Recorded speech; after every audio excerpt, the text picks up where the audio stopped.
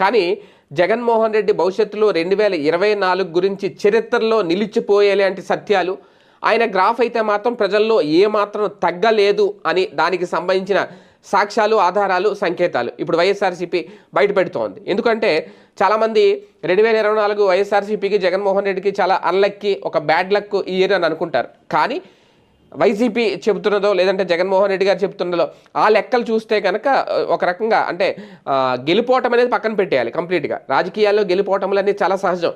ఎప్పుడు ఒకే నాయకుడు గెలుస్తాడని అనుకోవడం అవివేకం, ఎప్పుడు ఆ నాయకుడు ఓడిపోతానే ఉంటాడు అని అనుకోవడం కూడా చాలా అవివేకమే. 150 స్థానాలు దక్కించుకున్న వ్యక్తి 11 స్థానాలకు వస్తాడని ఎవరు ఊహించలేదు. 23 స్థానాల్లో ప్రతిపక్షంలో ఉన్న పార్టీ ఒకేసారి కూటమి కట్టి 160కి పైగా స్థానాల్లో గెలుచుకుంటారని అనుకోలేదు 3 పార్టీలు కూడా.